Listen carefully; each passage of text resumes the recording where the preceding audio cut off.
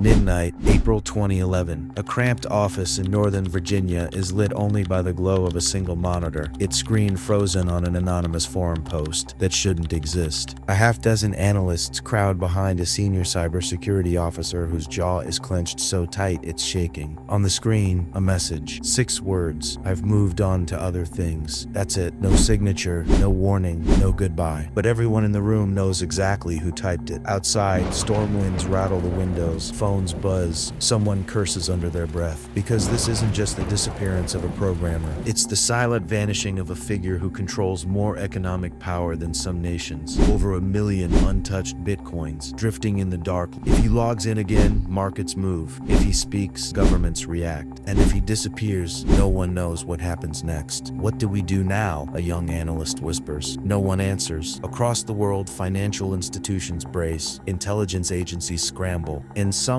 in a quiet room no one can locate, a man or a myth presses send for the final time. Why would the creator of new global currency simply walk away? Before he became a ghost, Satoshi Nakamoto was barely a name, just a username on a cryptography mailing list, a faceless puzzle piece. The world didn't know his age, his nationality, or whether he drank coffee or tea. All it knew was the shockwave he unleashed in 2008, a 9-page white paper called Bitcoin, a peer-to-peer electronic cash system. It arrived during a global financial collapse when trust in banks evaporated. While governments scrambled to stabilize economies, Satoshi proposed a currency with no central authority, no borders, no gatekeepers, where math replaced trust and the ledger of truth was public. Who was bold enough to rewrite the fundamentals of money? His earliest emails were precise, almost painfully so. Developers describe him as monastic, focused solely on code and progress. No ego, no fame, just improvement. Yet behind every message lingered unease. Money is volatile. Money is power. Money is danger. By 2010, Bitcoin had grown beyond an experiment, attracting idealists, criminals, economists, and skeptics alike. The world tried to pull Satoshi into the light. Journalists, governments, collaborators. He dodged them all. Then, abruptly, his messages grew distant, until one day, he sent one last line, "I've moved on to other things," and vanished.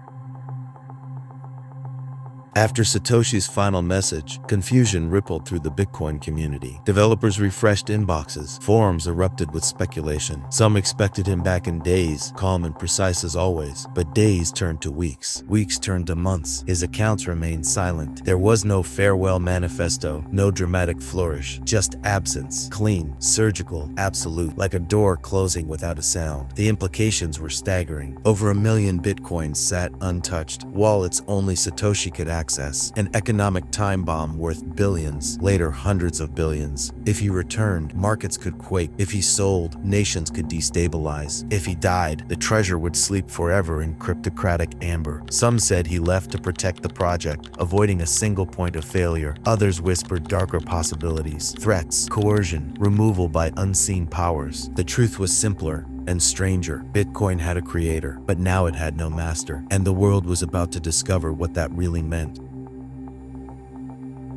In the vacuum Satoshi left, Bitcoin became something he could no longer control, a leaderless force set loose in a world already distrustful of banks. Developers stepped in, but they were caretakers, not prophets. And in his absence, the mythology began. Some whispered he was an ex-NSA cryptographer. Others claimed he was a collective, a hidden group of cypherpunks. A few suggested his disappearance was intentional from the start, part of a plan to keep Bitcoin free from human ego. Agencies across the globe launched investigations, not to find him, but to understand him. The creator of a borderless currency held more than wealth, he held influence. One sentence, one move of a Bitcoin could topple markets, yet the wallets remained frozen, untouched, like a man deliberately removed from his own story. By 2013, the silence had become louder than any message. More than 1 million early coins, mathematically traceable yet untouchable, remained in his hands. Economists ran simulations. What happens if he sells? Chaos. To some, the untouched wealth was proof of benevolence. To others, evidence of death. Still others saw the symbolic weight. Those coins were a stabilizing myth, a silent way for Satoshi to shape Bitcoin without ever speaking again. And as the myth grew, so did the stakes. Governments labeled Bitcoin a threat, banks braced, regulators sharpened their knives, all while the man who created money remained a ghost.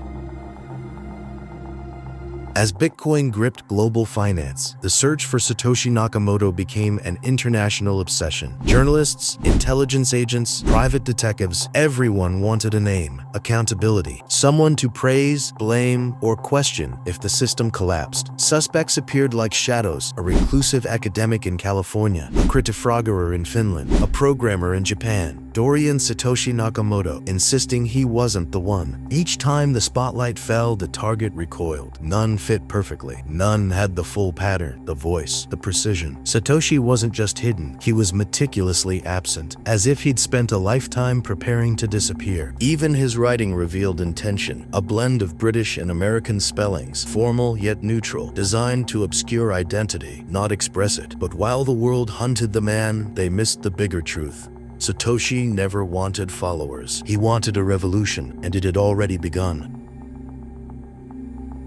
To understand why Satoshi vanished, some stopped hunting the man and studied the pattern of his absence. What they found was unsettling. His disappearance wasn't retreat, it was design. Every message he sent carried the same calm, disciplined tone. No bragging, no claims of genius, no desire for authority. When praised, he deflected. When deferred to, he redirected. Not a leader, someone allergic to leadership. And in Bitcoin's code, the same humility. No backdoors, no hidden controls, no way for Satoshi to seize power or freeze accounts. It was as if he intended to be irrelevant. Some believe he left to protect Bitcoin from corruption. Governments could pressure him. Companies could bribe him. Communities could worship him. Any of that would distort the ideal at the heart of the project. A currency free from human authority. In a world driven by ego, he chose erasure. In a world obsessed with control, he relinquished it. He didn't just walk away, he removed himself entirely, and in doing so, he made Bitcoin unstoppable.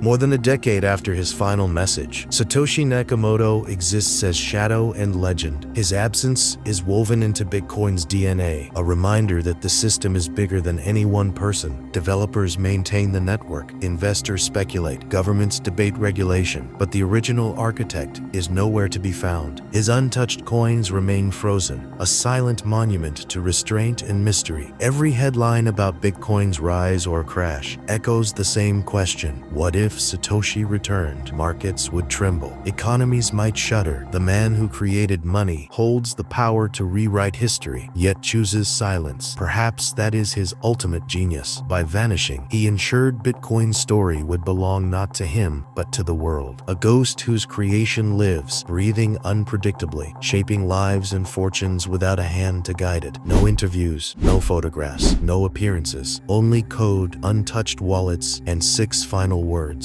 In the end, the man who created money did what few could. He stepped out of history while leaving a force powerful enough to shape it forever. And if you want to go deeper into the real mysteries shaping our digital world, hit the like button, subscribe, keep the notifications on so you never miss what comes next.